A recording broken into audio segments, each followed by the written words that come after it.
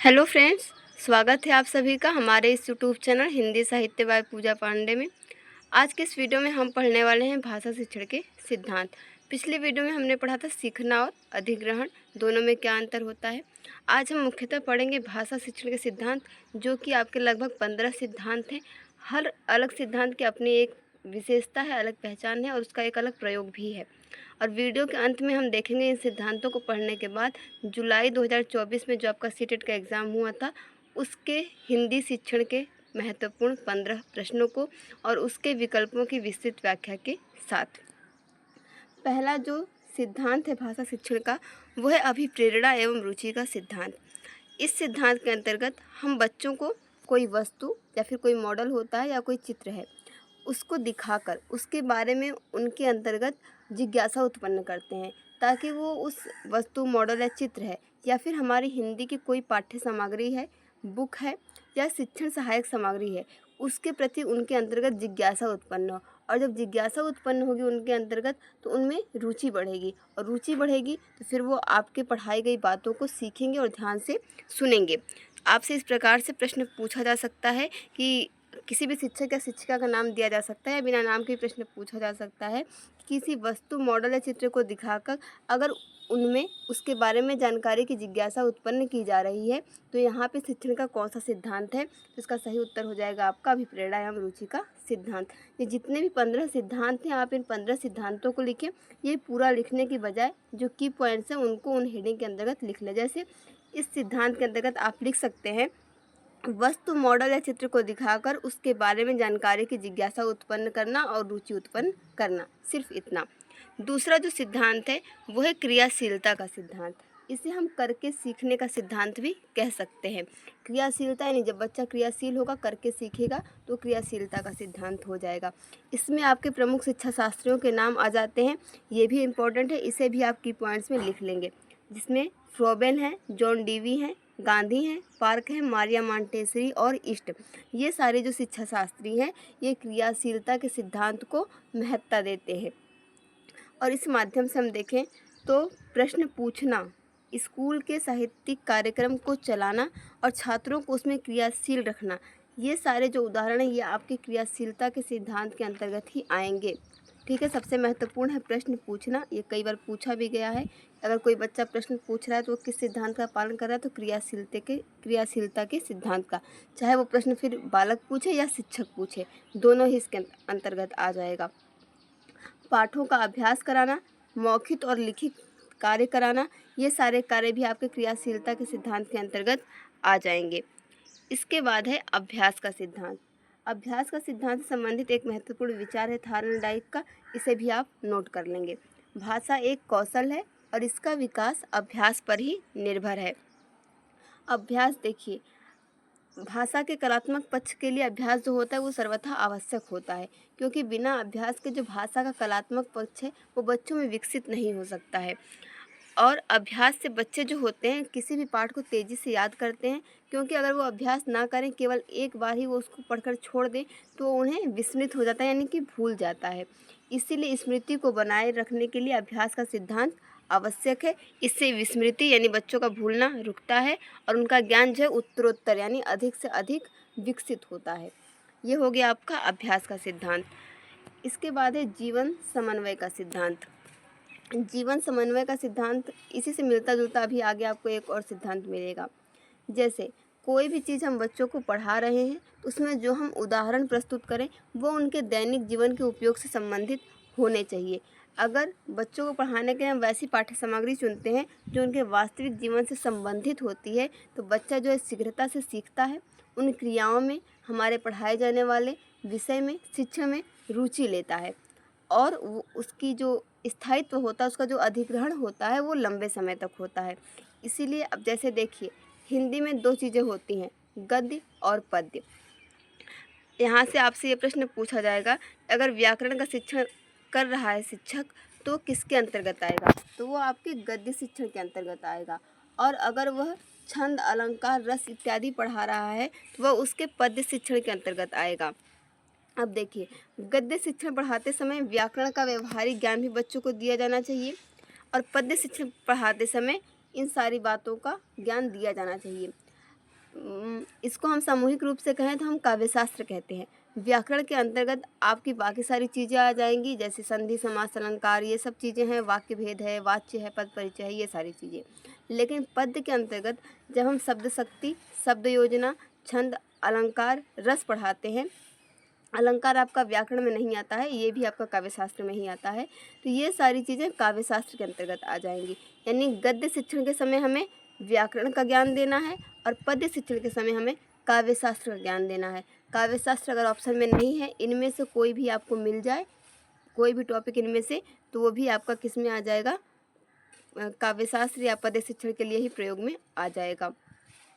जैसे कोई कहानी हम पढ़ा रहे हैं, उसमें कोई वाक्य आ गया, तो यह वाक्य का कौन सा भेद है, चाहे फिर आपके रचना के आधार पर हो या अर्थ के आधार पर हो, उस वक्त हमें बता देना चाहिए। या उसमें कौन सा पद परिचय है, तो ये व्याकरण से संबंधित ज्ञान हो गया। लेकिन हम पद्य पढ़ा रहे हैं, कोई कविता पढ़ा रहे हैं, तो वहाँ पे कौन सी शब्द शक्ति है, कौन सा छंद है, या कौन सा अलंकार या रस है, ये सारी हम बातें बताएंगे, तो वो आपका काव्यशास्त्र के अंतर्गत आ गया।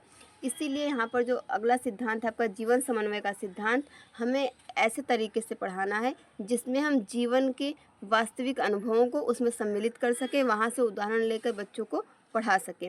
और हमें पढ़ाने के लिए ऐसी ही पाठ्य सामग्री चुननी चाहिए जिसका संबंध बच्चों के वास्तविक जीवन से हो, वहाँ पर आपका जीवन समन्वय का सिद्धांत हो जाएगा। अगला जो सिद्धांत है आपका, वो है निश्चित उद्देश्य एवं पाठ्य सामग्री का सिद्धांत।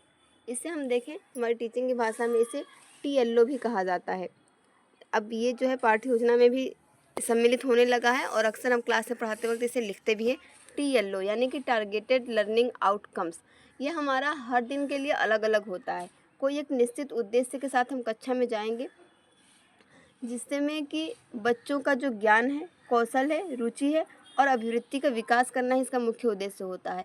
इसलिए हम ये सोच कर जाएंगे कि आज के हमारे टॉपिक से बच्चों को क्या सीखने को मिलेगा, क्योंकि एक साथ कई सारे उद्देश्यों की पूर्ति नहीं हो सकती।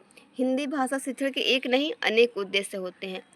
कि मान लीजिए कोई भी एक पाठ है, चाहे वो कहानी हो, कविता हो, कुछ भी हो हिंदी का, लेकिन एक ही पाठ से बहुत कुछ सीखा जा सकता है और वो सारी चीज़ों को हम एक दिन में नहीं सिखा सकते। इसलिए हमारा एक दिन के लिए, एक कक्षा के लिए एक निश्चित उद्देश्य होता है, जिसे हम TLO के नाम से जानते हैं।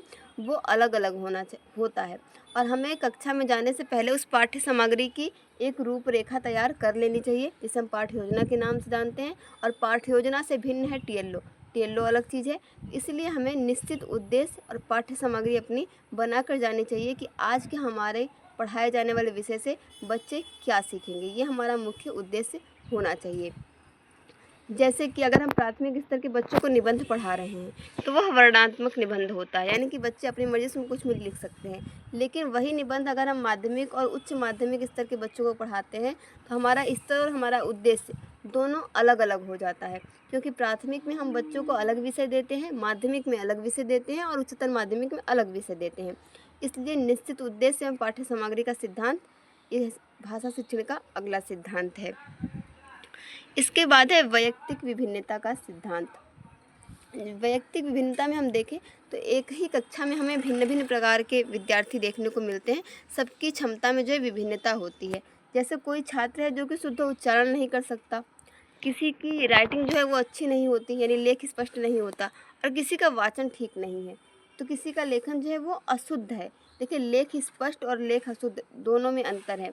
कई बार किसी की राइटिंग स्पष्ट नहीं है, यानी अच्छी नहीं है, तो वो शुद्ध चीज़ें भी लिखा रहेगा तो आपको समझ में नहीं आएंगी, तो हम कहेंगे लेख स्पष्ट नहीं है। लेख अशुद्ध है का मतलब वर्तनी में त्रुटियां हैं, और कोई मौन पाठ नहीं कर पाता, तो कोई बार बार याद करने पर भी तथ्यों को भूल जाता है। ये सारी जो समस्याएं हैं, ये वैयक्तिक विभिन्नताएं से संबंधित हैं। ये जितने भी आपको मैं टॉपिक्स के अंतर्गत बता रही हूँ, इनसे संबंधित घुमा घुमा कर प्रश्न पूछे गए हैं, तो आप इन्हें ध्यान में रखें। शुद्ध उच्चारण का न होना, लेख स्पष्ट न होना, वाचन ठीक न होना, लेख अशुद्ध होना, ये सारी विभिन्नताएं किस में आएंगी, तो वैयक्तिक विभिन्नता का सिद्धांत के अंतर्गत आएंगी। और जब भी हम शिक्षण प्रदान करें तो हमें ये ध्यान रखना चाहिए कि हमारे क्लास में वैयक्तिक विभिन्नता से संबंधित सारे विद्यार्थी हैं और हमें उनकी कठिनाइयों का निवारण करने का भी प्रयास करना चाहिए, जो कि अलग अलग हो सकता है। जैसा मैंने भी आपको बताया, गद्य शिक्षण और पद्य शिक्षण, जब हम उसमें किसी चीज़ को पढ़ाएं, कोई वाक्य है, उसकी जो वर्तनी है, कठिन शब्द है, हम पहले श्रुतलेख भी करवाते हैं, तो उस कठिन शब्द की वर्तनी को हमें बोर्ड पर लिख देना चाहिए ताकि जो बच्चों की वर्तनी है वो सही हो जाए। इस प्रकार से शुद्ध उच्चारण है। तो जब हम अनुकरण वाचन करवाएं या सस्वर वाचन करवाएं किसी कहानी का, किसी कविता का, तो वहाँ पे अगर कोई छात्र त्रुटि करे तो उसी समय रोककर उसे शुद्ध उच्चारण बता देना चाहिए। इसके बाद आपका आता है अनुपात और क्रम का सिद्धांत, क्योंकि भाषा सीखने का भी एक निश्चित क्रम होता है और एक निश्चित अनुपात भी होता है। क्योंकि ऐसा नहीं हो सकता कि हम एक ही दिन में बच्चों को 2-4 पाठ पढ़ा दें या एक पाठ ही पढ़ा दें। एक कक्षा में एक पाठ को ख़त्म करना भी संभव नहीं है। उसी प्रकार से क्रम का सिद्धांत होता है भाषा के लिए। हम देखते हैं कि कौन कौन सा क्रम है। आगे भी हम 4 देखेंगे। विद्यार्थियों के सामने भी भाषा सीखने के 4 क्रम होते हैं, 4 उद्देश्य होते हैं और शिक्षक के पास भी 4 क्रम और 4 उद्देश्य होते हैं भाषा को सिखाने के। सबसे पहले तो हम देखें, भाषा जो है केवल व्यवहारिक उद्देश्य के लिए भी बोलकर और समझाकर और सुनकर पढ़ाई जा सकती है। यानी बिना किताब के भी शुरू में हम देखें तो जब बच्चे के पास कोई किताब नहीं होती फिर भी वो कुछ भाषा के शब्दों से, कुछ ध्वनियों से परिचित होता है। तो भाषा सिखाने के लिए हम बोलकर और समझाकर दोनों तरीके से सिखा सकते हैं। भाषा शिक्षण के 2 देखिए प्रमुख अंग होते हैं। एक होता है ग्रहण करना और एक होता है अभिव्यक्ति। ग्रहण करने के लिए भी हम पढ़कर और सुनकर दूसरे के विचारों को ग्रहण करते हैं। इससे संबंधित अभी प्रश्न भी जो आपको जुलाई 2024 में पूछा गया था, अभी आपको आगे देखने के लिए मिलेगा।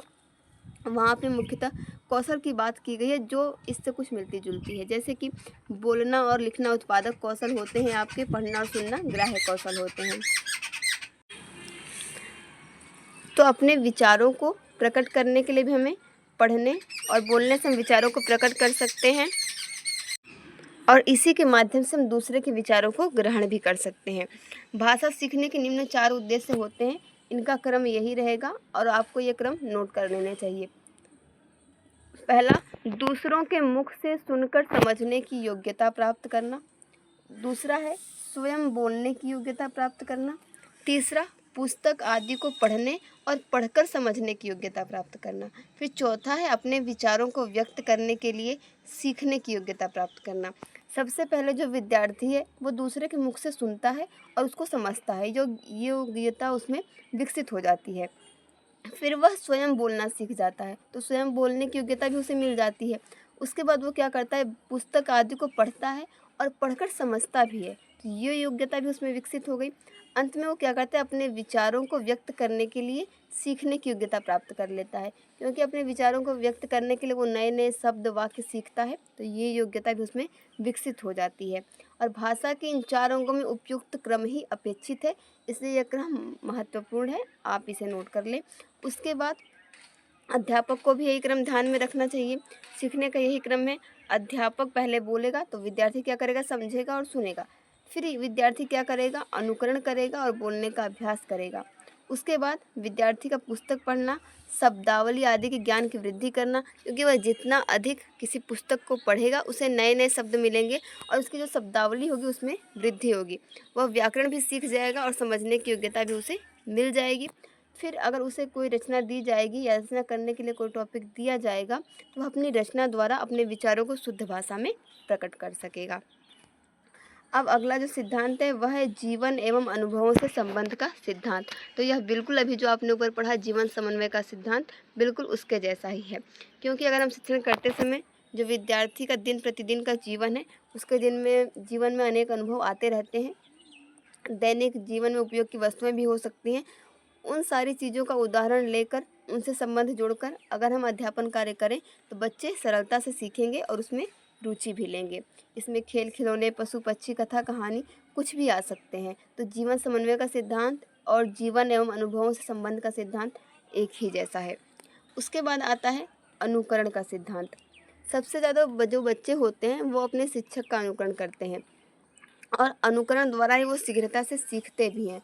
इसलिए जो विद्यार्थी होते हैं वो अपने शिक्षक के बोलने, लिखने, स्वर एवं गति आदि का अनुकरण के वैसा ही सीखने का प्रयत्न करते हैं।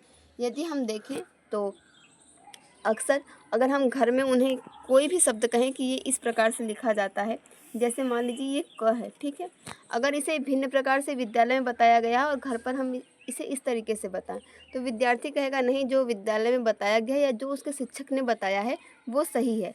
इसीलिए वो अपने शिक्षक के बोलने का ढंग का अनुकरण करना अधिक पसंद करते हैं बजाय कि अपने घर वालों के।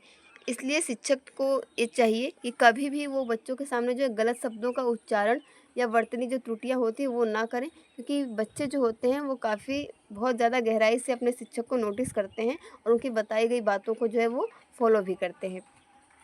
अब जो आपका अगला सिद्धांत है वो है बोलचाल का सिद्धांत। पहले देखिए ऐसा होता था, जो शिक्षक होता था वो वक्ता की भूमिका में रहता था और सारे विद्यार्थी श्रोता की भूमिका में होते थे, यानी कि शिक्षक बस बोल रहा है और छात्र बस बैठकर सुन रहे हैं। लेकिन बोलचाल का मतलब हुआ कि हम बोल भी रहे हैं और बच्चों से जवाब भी मांग रहे हैं, कुछ पूछ रहे हैं तो बच्चे उसका जवाब दे रहे हैं। तो इस कारण से जो आजकल है ये बोलचाल की पद्धति को महत्व दिया गया, यानी कि कानों द्वारा सुनना और मुख द्वारा बोलना। यानी बच्चे पहले हमारी कही गई बात को सुनेंगे और उसके बाद वो बोलेंगे भी, यानी प्रश्न पूछेंगे भी। इसी संबंध में देखिए एक विचार है, इसे भी आप नोट कर लें। कॉकेनियस और जॉन रॉक ने कहा है कि भाषा को पहले बोलचाल के माध्यम से पढ़ाना चाहिए। जैसा कि अभी हमने ऊपर चर्चा की कि बिना पुस्तकों के भी बच्चों को भाषा संबंधी ज्ञान प्रदान किया जा सकता है। भाषा का संबंध मुख एवं कान से है। इसमें से देखिए किसी हम एक को नहीं ले सकते, मुख एवं कान दोनों का जरूरी, यानी कि हम बोलने और सुनने दोनों पर बल देते हैं। बोलचाल भाषा शिक्षण के लिए अत्यंत ही उपयोगी और आवश्यक है। भाषा का संबंध मुख एवं कान से है। बोलचाल की पद्धति से जो बालक होते हैं उनका ध्यान पाठ की ओर तीव्र गति से आकृष्ट होता है, यानी वो उसमें रुचि लेते हैं। बोलचाल के द्वारा अगर भाषा का शिक्षण प्रदान किया जाए तो भाषा सीखने में कम समय लगता है, क्योंकि सिर्फ अगर वो सुनता रहेगा तो उसमें विस्मृति की संभावना भी बढ़ जाएगी और सीखने में बहुत अधिक समय भी लगेगा। लेकिन अगर बोलचाल के द्वारा दोनों तरफ से क्रिया हो, यानी कि शिक्षक भी क्रियाशील रहे और विद्यार्थी भी, तो भाषा सीखने में कम समय लगेगा और उससे जो ज्ञान मिलेगा उन्हें वो विस्मृत नहीं होगा, वह स्थायी रहेगा, यानी भूलेगा नहीं, लंबे समय तक उन्हें याद रहेगा। इस माध्यम से बच्चे क्या करेंगे, व्याकरण सम्मत यानी व्याकरण के नियमों को भी जान जाएंगे, शुद्ध भाषा का उच्चारण करेंगे, परिष्कृत यानी उनके अंदर जो त्रुटियां होंगी भाषा संबंधी वो भी दूर हो जाएंगी, गतिशील यानी वो प्रवाहपूर्ण भाषा का प्रयोग कर पाएंगे, रोचकता और स्वाभाविक भाषा बोलने लगता है। इस पद्धति से छात्रों का उच्चारण सुधरता है, लय, मात्रा, चिन्ह आदि का समुचित प्रयोग करने लगता है। क्योंकि जब तक हम पाठ पढ़ रहे हैं, बच्चा पाठ नहीं पढ़ रहा है, तो उसकी जो लय होनी चाहिए किसी पाठ को या किसी कविता को पढ़ने की, वो उसमें विकसित नहीं हो सकती। वो मात्रा और चिन्हों को पहचान नहीं सकता, क्योंकि उसमें सिर्फ सुनने की कला विकसित हुई है, बोलने, पढ़ने या समझने की नहीं। इसीलिए बोलचाल का सिद्धांत आज के युग में प्रासंगिक और अत्यंत उपयोगी है। अगला सिद्धांत है आपका सिद्धांत संख्या 11, चयन का सिद्धांत। चयन का सिद्धांत इसलिए महत्वपूर्ण है क्योंकि किसी एक शिक्षण विधि से सभी पाठों को, जैसे कि गद्य शिक्षण के लिए अलग विधि होती है, पद्य शिक्षण के लिए अलग विधि होती है, इसीलिए हर प्रकार के शिक्षण के लिए अलग अलग सिद्धांत या पद्धति का सहारा लिया जाता है। तो अध्यापक को इसकी जानकारी होनी चाहिए कि किस पाठ को किस रूप में पढ़ाना है और किस रूप में प्रस्तुत करके छात्रों के लिए सरल और सहज बना सकते हैं। अगला सिद्धांत है आपका बाल केंद्रिता का सिद्धांत। बाल केंद्रिता के सिद्धांत में इस शिक्षण पर बल दिया जाता है कि शिक्षण का केंद्र जो है वो बालक है। पढ़ाते पढ़ाते कभी भी टीचर को इतना आत्मविभोर नहीं हो जाना चाहिए कि जो बालक है वो भूल जाए। इसलिए भाषा शिक्षण के समय जो केंद्र होना चाहिए वो बालक ही होना चाहिए। बालक के स्वभाव, उसकी क्षमता और रुचि और स्तर के अनुसार उसको ध्यान में रखकर ही हमें शिक्षा प्रदान करना चाहिए। तीसरा सिद्धांत है शिक्षण सूत्रों का सिद्धांत। इसे आप इस ट्रिक से भी याद कर सकते हैं। यहाँ पर भी जितने भी आप नियम देख रहे हैं ये सारे नियम हिंदी शिक्षण के लिए महत्वपूर्ण हैं और इसी नियम से उन्हें शिक्षा दी जाती है हिंदी भाषा की। शिक्षण जो सूत्र होते हैं जैसे सरल से कठिन की ओर, ज्ञात से अज्ञात की ओर, मूर्त से अमूर्त की ओर, विशिष्ट से सामान्य की ओर, आगमन से निगमन की ओर, विश्लेषण से संश्लेषण की ओर, इसका उल्टा भी होता है। ठीक है, फिलहाल इसे आगमन नियम कहा जाता है और इसी पद्धति से हिंदी शिक्षण की शिक्षा जो है देनी चाहिए। बात इसका जो ट्रिक है वो है विज्ञास्त आउ। वी से आपका हो जाएगा विशिष्ट से सामान्य की ओर और विश्लेषण से संश्लेषण की ओर। विज्ञास्त है यानी ज्ञा, तो ज्ञा से हो जाएगा ज्ञात से अज्ञात की ओर। आपका बच्चा अस्त यानी कि ऐसे, विज्ञास्त आउ है ना ये। तो यहाँ पे हो जाएगा स्थूल से सूक्ष्म की ओर। तो स्थूल का एक अर्थ होता है मूर्त और सूक्ष्म का अर्थ होता है अमूर्त, यानी कि जो देखा न जा सके। यानी जो चीज़ें प्रस्तुत हैं, हमारे आंखों से दिखाई दे रही हैं, स्पष्ट दे रही हैं, वहाँ से अमूर्त की तरफ, यानी जो चीज़ें नहीं दिखाई दे रही हैं, हमारे आंखों के सामने नहीं है, उसकी ओर शिक्षा प्रदान करना। इसे ही हम स्थूल से सूक्ष्म की ओर या मूर्त से अमूर्त की ओर कहते हैं। फिर है आउ यानी आगमन से निगमन की ओर, उ यानी उदाहरण से नियम की ओर। तो ये हो जाएगा आपका शिक्षण सूत्रों का सिद्धांत। इस पॉइंट में आप इन सब चीज़ों को भी नोट कर लें, अभी जो मैंने आपको ये शिक्षण सूत्र बताए। फिर आपका आ जाएगा साहचर्य सिद्धांत। साहचर्य का मतलब होता है साथ में रहना या साथ साथ चलना।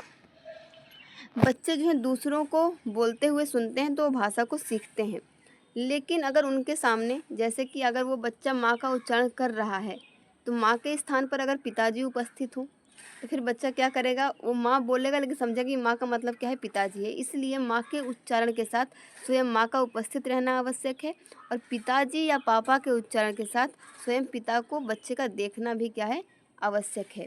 इसी प्रकार वो शब्द, उच्चारण और वस्तु, इन दोनों में संबंध स्थापित करेगा, यानी साहचर्य होगा, और वो उस बच्चे को उस शब्द की समझ और पहचान हो पाएगी। जैसे हम बच्चों को ये सारे शब्द सिखाएं, दूध, पानी, चिड़िया, कुत्ता, बिल्ली, तो इनका वहाँ पर उपस्थित होना भी, बच्चों का आंखों से देखना भी आवश्यक है, तभी वह इन शब्दों के सही अर्थ को समझ पाएगा और पहचान कर पाएगा। जैसे हम देखें, क अक्षर के साथ कबूतर का चित्र बना होता है, अ अक्षर के साथ जो होता है अमरूद का, अनार का, ये सारी चीज़ें बनी होती हैं, तब बच्चा पहचान पाता है कि हाँ ये अमरूद है, ये कबूतर है। इसीलिए चित्र और जो ध्वनि जो कि उच्चारित हो रही है किसी के मुख के द्वारा, उन दोनों का उपस्थित होना आवश्यक है, तभी जो बच्चा है अक्षर ज्ञान सरलता से प्राप्त करेगा और सीखेगा। इसे हम कहते हैं साहचर्य का सिद्धांत। ये उदाहरण देकर प्रश्न बनाकर आपसे पूछा जा सकता है, तो आप ध्यान रखें, वहाँ पे साहचर्य सिद्धांत होता है। आइए अब देखते हैं अंतिम सिद्धांत, आवृत्ति का सिद्धांत। सिद्धांत संख्या 15। आवृत्ति का सिद्धांत इसलिए आवश्यक है ताकि बच्चा जो है सीखी गई चीज़ों को भूले नहीं। आवृत्ति का अर्थ ही होता है बार बार दोहराना। तो जो भी ज्ञान उसने अब तक सीखा है, सीखी हुई बात को जितना अधिक दोहराएगा, उसकी विस्मृत यानी भूलने की जो संभावना है उतनी ही कम होती जाएगी, और वह चीज़ें, वह तथ्य बच्चों को उतने ही अधिक देर तक याद रहेगी। इसे प्रयोग के सिद्धांत के नाम से भी जाना जाता है, यानी किसी क्रिया या ज्ञान का एक से अधिक यानी बार बार दोहराना क्या है, उसे अच्छी प्रकार से याद करने का एक तरीका है। ये आपका हो गया आवृत्ति का सिद्धांत। बार बार दोहराने को ही स्मृति की ओर माता और पिता भी कहा जाता है। अब आइए हम देख लेते हैं उन प्रश्नों को जो कि आपके जुलाई 2024 में पूछे गए थे हिंदी शिक्षण के। 15 प्रश्न आपके अपठित गद्यांश पद्यांश वाले होते हैं। फिलहाल हमने उनको नहीं लिया है, सिर्फ हमने हिंदी शिक्षण के जो 15 प्रश्न पूछे गए थे उन प्रश्नों को ही लिया है। पहला प्रश्न है, अध्यापकों, शिक्षार्थियों और सामग्री पर टेस्ट एवं आकलन का प्रभाव क्या कहलाता है। ऑप्शन 1 है कक्षाई प्रभाव, दूसरा पुनर्बलन, तीसरा विधि प्रभाव जिसे हम कार्पस इफेक्ट के नाम से भी जानते हैं, और चौथा है भाषा परीक्षण का प्रभाव या वासबैक इफेक्ट। अब यहाँ पर देखिए, जो अध्यापक हैं या शिक्षार्थी हैं या शिक्षण सहायक सामग्री है, उस पर जो टेस्ट होते हैं या आकलन होते हैं या मूल्यांकन होते हैं, उसका जो प्रभाव पड़ता है उसे हम क्या कहते हैं। तो इसका सही उत्तर हो जाएगा भाषा परीक्षण का प्रभाव या वासबैक इफेक्ट। आइए इसे हम वासबैक इफेक्ट क्या होता है इसे विस्तार से समझते हैं।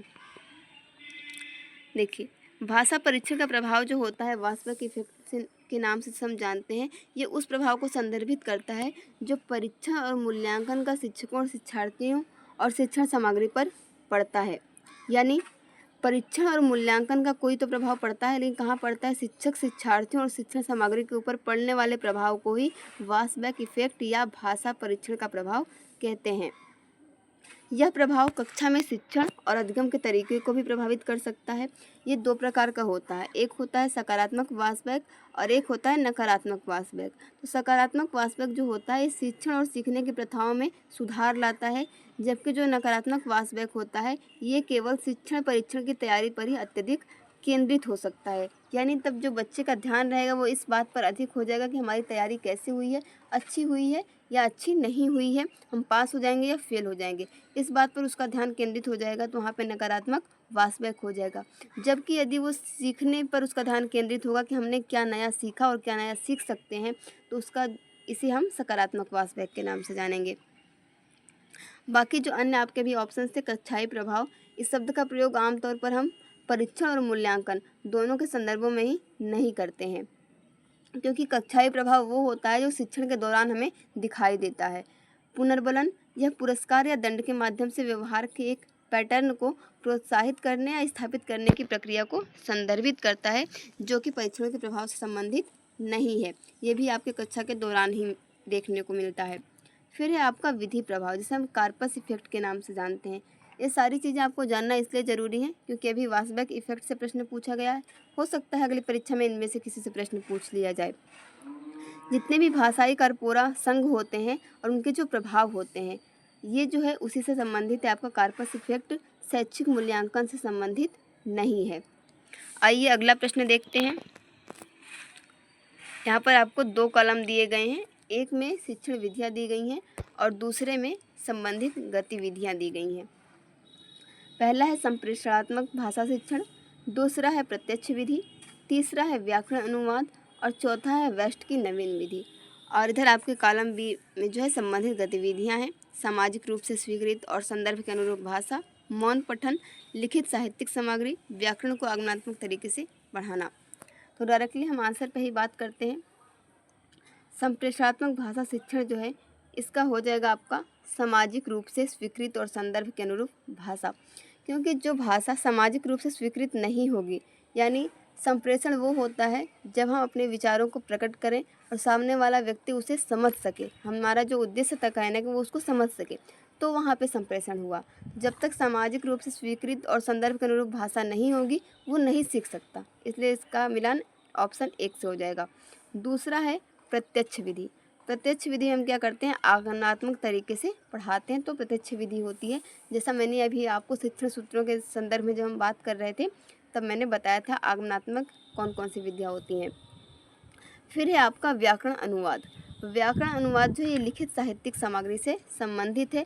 अब यहाँ पर देखिए साहित्य आ गया, तो मैंने अभी आपको बताया था कि गद्य विधाएँ जो होती हैं ऊपर, कहानी, उपन्यास या नाटक कुछ भी हम बच्चों को पढ़ा रहे हैं तो वहाँ पे उसमें हम वाक्य, पद परिचय, संधि, समास, ये सारी चीज़ें बताते हैं। तो ये व्याकरण अनुवाद इससे संबंधित हो जाएगा, लिखित साहित्यिक सामग्री से। फिर आगे आपका वेस्ट की नवीन विधि। वेस्ट की नवीन विधि के अंतर्गत आपका आ जाएगा मौन पठन, कि जो वेस्ट थे उन्होंने मौन पठन पर अधिक बल दिया, इसलिए संप्रेषणात्मक भाषा शिक्षण ये सुमेलित हो जाएगा सामाजिक रूप से स्वीकृत और संदर्भ के अनुरूप भाषा से। प्रत्यक्ष विधि में आ जाएगा व्याकरण को आगमनात्मक तरीके से पढ़ाना, व्याकरण अनुवाद में आ जाएगा लिखित साहित्यिक सामग्री और वेस्ट की नवीन विधि में आ जाएगा मौन पठन। यहाँ पर देखिए ये विकल्प हैं, इसके अनुसार आप इन्हें मिलाएंगे तो इसका सही उत्तर हो जाएगा ऑप्शन नंबर 3। अगला प्रश्न है, पहले हम देख लेते हैं कि संप्रेषणात्मक भाषा शिक्षण क्या होता है। यह विधि सामाजिक रूप से स्वीकार्य और प्रासंगिक रूप से उपयुक्त भाषा के उपयोग पर केंद्रित है। यह बातचीत और व्यवहारिक संचार कौशल पर जोर देता है। प्रत्यक्ष विधि में हम व्याकरण को आगमनात्मक रूप से पढ़ाते हैं और स्पष्ट निर्देश के बजाय संदर्भ में भाषा के उपयोग के माध्यम से व्याकरण सिखाने पर ध्यान केंद्रित करते हैं।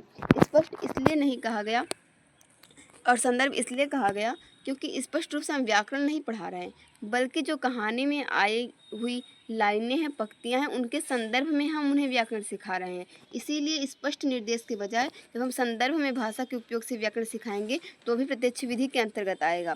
लेकिन हम व्याकरण सिखा कैसे रहे हैं, तो स्पष्ट के बजाय संदर्भ से सिखा रहे हैं। व्याकरण अनुवाद आपके आगे जहाँ पर हो जाएगा लिखित साहित्यिक ग्रंथों का अध्ययन।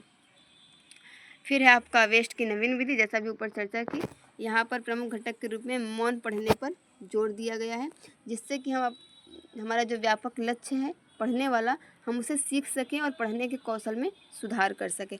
मौन पठन के भी कई लाभ होते हैं, उसी में से एक ये है। अगला प्रश्न है प्रश्न संख्या 4। अधिगम का कौन सा मत इस बात में विश्वास रखता है कि मौखिक या अमौखिक भाषा आदत निर्माण की प्रक्रिया के माध्यम से आती है। ऑप्शन देखेंगे हम, पहला है संज्ञानात्मकवादी, दूसरा अंतःक्रियात्मकवादी, तीसरा उपयोगितावादी और चौथा है व्यवहारवादी। यहाँ पर देखिए इसका सही उत्तर हो जाएगा ऑप्शन नंबर 4 व्यवहारवादी। इसे हम यहाँ पे प्रश्न संख्या 3 ही रहेगा। इसे हम व्यवहारवादी को या बिहेवियरिस्ट को सुदृढ़ीकरण के नाम से भी जानते हैं, क्योंकि जब तक कोई भी भाषा होगी जो वो हमारे आदत में शामिल नहीं होगी, हम उसे पूरी तरीके से सीख नहीं सकते। इसीलिए भाषा आदत निर्माण की प्रक्रिया व्यवहारवादी यानी कि व्यवहारवाद के माध्यम से ही आती है, जिसे हम व्यवहारवाद या सुदृढ़ीकरण भी कह सकते हैं। अगला प्रश्न है,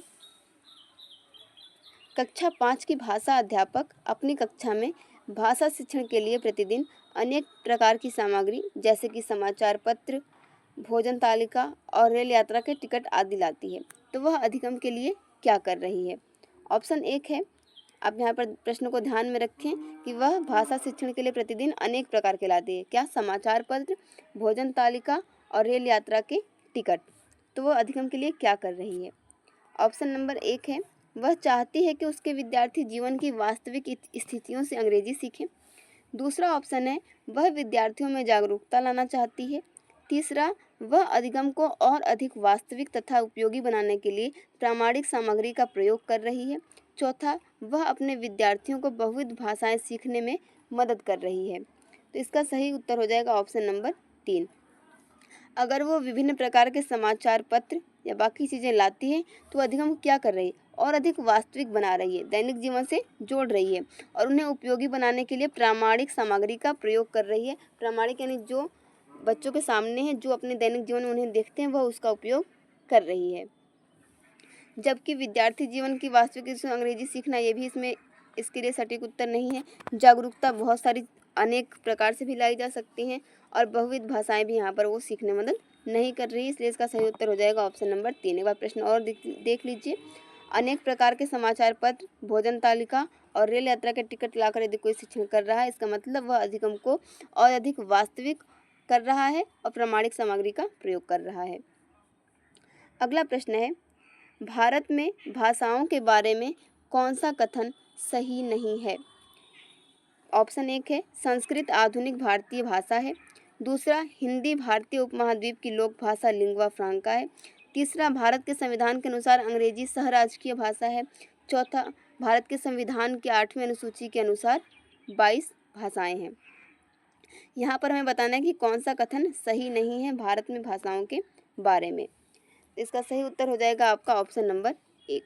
संस्कृत जो है आधुनिक भारतीय भाषा नहीं है, बल्कि ये प्राचीन भाषा है और फिलहाल इसे शास्त्रीय भाषा में भी शामिल किया गया है। तो ये प्राचीन या फिर शास्त्रीय भाषा है, आधुनिक भारतीय भाषा नहीं है, इसलिए इसका सही उत्तर हो जाएगा ऑप्शन 1।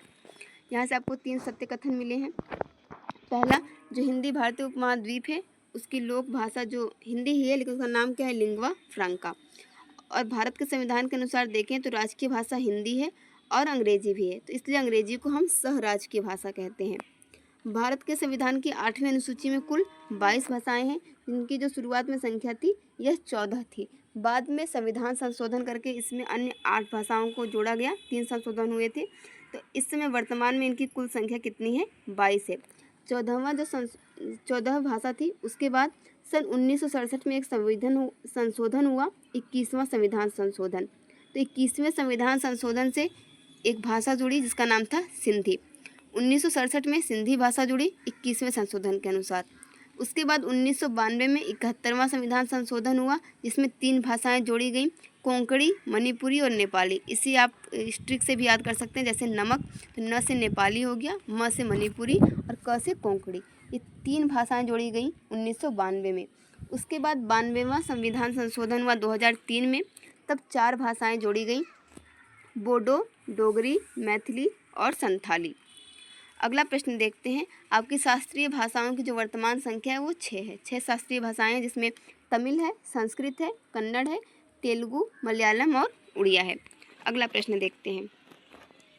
भारत में बहुभाषावाद के संदर्भ में अध्यापक के लिए क्या समझना जरूरी है?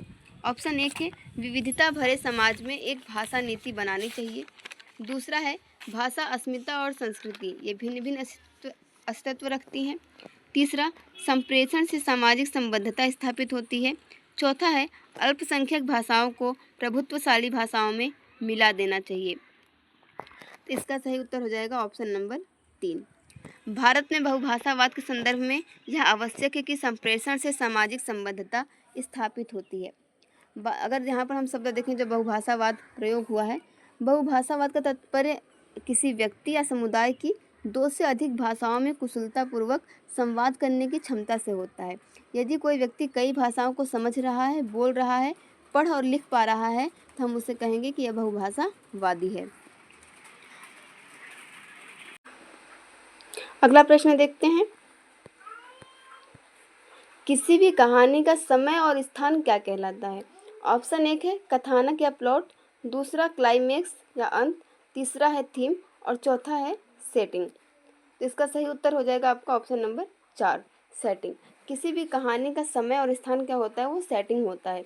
जैसे अगर कहीं पे आप देखें, कहीं पे शहर का वर्णन है और कहीं पे गांव के माहौल का वर्णन है, तो आपको अलग अलग माहौल देखने को मिलेंगे, अलग अलग चुनौतियां देखने को मिलेंगी। पात्रों के व्यवहार और जो बातचीत है उसको भी ये प्रभावित करता है। सामाजिक मानदंड अभी के कुछ और हैं, पहले के कुछ और होंगे, या फिर गांव में देखें तो सामाजिक मानदंड कुछ अलग होंगे, शहर में अलग होंगे, प्रौद्योगिकी भी अलग होगी। इस प्रकार की जो चीज़ें हैं वो सारी आपकी सेटिंग के अंतर्गत आ जाएंगी। वहीं बात करें कथानक या प्लॉट के अंतर्गत, तो कहानी में जिन घटनाओं और क्रियाओं का जो क्रम होता है वो कथानक के अंतर्गत आ जाएगा। क्लाइमेक्स जिसे अंत लिखा गया है यहाँ पर, उसका जो तात्पर्य है वो ये है कि कहानी में सबसे अधिक कोई तनाव वाली परिस्थिति हो या कोई ऐसा निर्णायक मोड़ आ जाए जो पूरी कहानी के अंत को ही बदल दे, तो उसे हम क्लाइमेक्स कहते हैं। थीम कहानी के अंतर्गत कोई संदेश अंतर्निहित हो या कोई केंद्रीय विचार हो जो उसका मेन उद्देश्य हो, तो वो क्या हो जाएगा? आपका थीम हो जाएगा। यानी कहानी अपने माध्यम से समाज को कोई संदेश देना चाहती है, कोई प्रेरणा देनी चाहती है, वो सारी चीज़ें आपकी थीम के अंतर्गत आ जाएंगी। लेकिन जो कहानी का समय है, स्थान है, इसमें आपका जलवायु, वातावरण सभी चीज़ें आ जाती हैं, वो आपका सेटिंग के अंतर्गत आ जाएगा। अगला प्रश्न देखते हैं। श्रवण में क्या शामिल है? यानी सुनने में विषय के पूर्व ज्ञान का इस्तेमाल करना, ध्वनियों की पहचान करना और उनसे अर्थ निकालना, तीसरा ध्वनियाँ सुनना, ध्वनियाँ जैसी हैं तदनुसार डिकोड करना, या फिर विषय वस्तु के बारे में अनुमान लगाना। तो इसका सही उत्तर हो जाएगा ऑप्शन नंबर 2। सुनने से हम क्या करते हैं? ध्वनियों की पहचान करते हैं और उनसे निकलने वाले अर्थ को समझते हैं। ये श्रवण कौशल का या श्रवण का मुख्य विषय है, ध्वनियों की पहचान करना और उनसे अर्थ निकालना। अगला प्रश्न है, किसी श्रवण से जुड़ी गतिविधि की योजना बनाते समय कौन सा कारक महत्वपूर्ण नहीं है? ऑप्शन हैं आपके। पहला ऑप्शन है वक्ताओं का जेंडर, यानी कि जो बोलने वाला है वो महिला है या पुरुष है। दूसरा वक्ताओं की संख्या। तीसरा रिकॉर्डिंग को थोड़ा सा रोकना यानी पॉज कर देना। चौथा है बोलने की गति यानी स्पीड।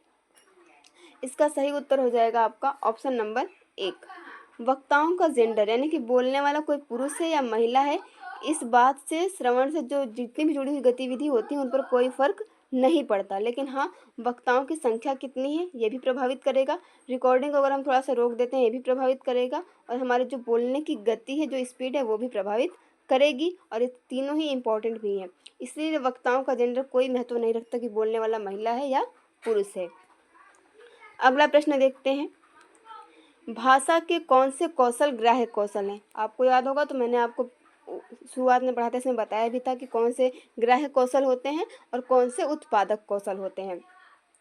यहाँ पर देखिए 4 ऑप्शन हैं, पठन और लेखन, श्रवण और पठन, श्रवण और बोलना, बोलना और लेखन। तो इसका सही उत्तर हो जाएगा आपका ऑप्शन नंबर 2, श्रवण और पठन, यानी कि सुनना और पढ़ना क्या है?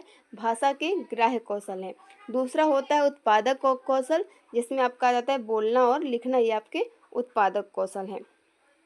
अगला प्रश्न है, एक अध्यापक ने बच्चों को रेस्टोरेंट से जुड़ी शब्द संपदा से परिचित कराने वाला काम दिया। इस पाठ का क्या उद्देश्य होना चाहिए? ऑप्शन 1 है अवकाश के दौरान कहीं जाने से संबंधित पाठ्य सामग्री से परिचित करवाना। दूसरा समालोचनात्मक चिंतन विकसित करना। तीसरा शिक्षार्थियों को कोश विषयक सामग्री से परिचित करवाना। चौथा व्याकरणिक सामग्री से परिचित करवाना। तो इसका सही उत्तर हो जाएगा ऑप्शन नंबर 3, शिक्षार्थियों को कोश विषयक सामग्री से परिचित करवाना। अगर हमने उन्हें रेस्टोरेंट से संबंधित कुछ शब्द दिए हैं या उससे संबंधित कार्य दिया है, तो हम शिक्षार्थियों को कोश विषयक सामग्री से परिचित करवा रहे हैं, जिसे हम लेक्सेम्स के नाम से भी जानते हैं। जो कोश विषयक सामग्री होती है उसे हम लेक्सेम्स कहते हैं। अगला प्रश्न है, आप ध्यान रहे जो कोश विषयक सामग्री होती है, ऐसा नहीं है कि सिर्फ उसमें शब्द ही होते हैं, बल्कि किसी भाषा में अर्थ की जो मूल इकाइयाँ होती हैं वो कोश विषयक सामग्री ही होती है। उसमें शब्द भी आते हैं, वाक्यांश भी आते हैं और पद भी आ जाते हैं। प्रश्न है, भाषा की कक्षा में विद्यार्थी अध्यापक के निर्देशन में समूह बनाकर दिए गए टॉपिक पर एक विज्ञापन प्रस्तुत करते हैं। इस तरीके से अगर कोई भाषा सीख रहा है तो उसे हम क्या कहते हैं? भाषाई खेल, निर्देशन और परामर्श, सहयोगात्मक अधिगम, प्रतियोगिता और प्रतिद्वंदिता। तो इसका सही उत्तर हो जाएगा ऑप्शन नंबर 3, सहयोगात्मक अधिगम। जब भी जो बच्चे होते हैं वो समूह बनाकर कोई कार्य कर रहे हैं, सीख रहे हैं, तो वहाँ पे सहयोगात्मक अधिगम होता है। निर्देशन और परामर्श में तो हम बच्चों को निर्देश देते हैं या सलाह देते हैं। भाषाई खेल भी अलग होते हैं। प्रतियोगिता और प्रतिद्वंदिता में बच्चे जो है परस्पर साथ रहकर नहीं बल्कि एक दूसरे के खिलाफ प्रतिस्पर्धा करते हैं, तो वहाँ पे प्रतियोगिता और प्रतिद्वंदिता होती है। अगला प्रश्न है, भाषागत कार्य जैसे स्वर शैली, तान, बलाघात और लय, इन सबको क्या कहा जाएगा? ऑप्शन 1 है आपका ध्वन्यात्मकता, दूसरा प्रशासनिक अध्यादेश यानी प्रेग्मेटिक, तीसरा काव्य, चौथा छंद शास्त्र। तो यहाँ पर आपको लग रहा होगा कि काव्य होगा या छंद शास्त्र, क्योंकि जो तान होती है, स्वर शैली होती है, तो हम काव्य में भी प्रयोग करते हैं, लेकिन ये अलग चीज़ है। इसका सही उत्तर होगा ऑप्शन नंबर 4, छंद शास्त्र। जहाँ पर स्वर शैली हो, तान हो, बलाघात हो और लय हो, यानी कि पिच हो, तीव्रता हो, वहाँ पे क्या हो जाएगा? आपका छंद शास्त्र आ जाएगा। और छंद शास्त्र जो होता है ये अर्थ और भावना को व्यक्त करता है। बात करें कि प्रेग्मेटिक क्या होता है, तो भाषा के उपयोग से ये संबंधित है और शाब्दिक अर्थ से ये परे अर्थ देता है, यानी कि जो शब्द का अर्थ है उससे दूसरा अर्थ भी उसका ये बताता है, और ये बताता है कि उस शब्द का निर्माण कैसे किया गया है। अगला प्रश्न देखते हैं, ये आपका प्रश्न संख्या 14 है। भाषा की कक्षा में एक अध्यापक ने विद्यार्थियों के एक समूह को ग्राहक, प्रॉपर्टी डीलर, मकान मालिक और किराएदार का अभिनय करने के लिए कहा और शेष विद्यार्थियों से कहा कि इस अभिनय को देखें और वार्तालाप का आनंद लें। तो इस गतिविधि को क्या कहा जाएगा? अभिनय की कक्षा, निर्देशन, रोल प्ले या फिर ड्रामा। आप यहाँ पे ध्यान दें, यहाँ पे आपको देखा गया कि अभिनय करने के लिए कहा गया है ग्राहक का, प्रॉपर्टी डीलर का और मकान मालिक और किराएदार का। तो यहाँ पे अभिनय की कक्षा नहीं होगा। इसका सही उत्तर होगा ऑप्शन नंबर 3, रोल प्ले, यानी कि भूमिका निर्वहन। रोल प्ले को हिंदी में भूमिका निर्वहन कहा जाता है। वो क्या कर रहे हैं? ग्राहक की भूमिका निर्वाह कर रहे हैं। प्रॉपर्टी डीलर, मकान मालिक या किराएदार की अभिनय करने के लिए कहा गया है, लेकिन वो क्या कर रहे हैं? उसकी भूमिका का निर्वाह कर रहे हैं, इसलिए यहाँ पे भूमिका निर्वहन यानी कि रोल प्ले हो जाएगा। अगला प्रश्न देखते हैं, प्रश्न संख्या 15। विद्यालयों को योगात्मक द्विभाषावाद का अनुसरण करना चाहिए क्योंकि यह, ऑप्शन 1 है बच्चे की भाषा को तो समुन्नत करता है परंतु उनकी संस्कृति को नहीं। दूसरा, प्रथम भाषा के विकास में अवरोध पैदा करता है। तीसरा, बच्चे की संस्कृति और भाषा को महत्व देता है। चौथा, अंग्रेजी शिक्षण को द्वितीय भाषा के रूप में महत्व देता है। प्रश्न एक बार फिर से देख लीजिए कि विद्यालयों को योगात्मक द्विभाषावाद का अनुसरण करने के लिए कहा गया है, क्यों? इसका सही उत्तर हो जाएगा ऑप्शन नंबर 3 कि बच्चे की संस्कृति और भाषा को महत्व देता है। जैसा हमने अभी ऊपर बहुभाषावाद पढ़ा था, उसी प्रकार से द्विभाषावाद भी है, क्योंकि जब बच्चा विद्यालय आता है तो उसके पास एक भाषा पहले से होती है जो उसकी संस्कृति से जुड़ी होती है, और एक भाषा हम उसे सिखाते हैं जो कि हमारी पुस्तक से संबंधित होती है या बच्चों को शिक्षण देने के लिए आवश्यक है। तो हम क्या करेंगे? अगर वो योगात्मक उसे इसलिए कहा गया है कि जो दूसरी भाषा है, यानी कि प्रथम भाषा के विकास में बाधा डाले बिना, प्रथम भाषा के विकास में बाधा डालने के बजाय ये समर्थन करता है और मौजूदा भाषा के अधिगम को भी उसमें जोड़ देता है। इसीलिए इसे योगात्मक द्विभाषावाद कहा गया है, क्योंकि ये दो भाषाओं को जोड़ रहा है, इसलिए योगात्मक है। और प्रथम भाषा के विकास में अवरोध भी पैदा नहीं कर रहा है। इस प्रकार से बच्चे की संस्कृति और भाषा को महत्व देता है कौन? योगात्मक द्विभाषावाद। इसीलिए विद्यालयों का अनुसरण करने के लिए कहा गया है। तो फ्रेंड्स, ये थे आपके 15 हिंदी शिक्षण के प्रश्न। मिलते हैं नेक्स्ट वीडियो में हिंदी पेडागोजी के नए टॉपिक के साथ। Thank you for watching this video.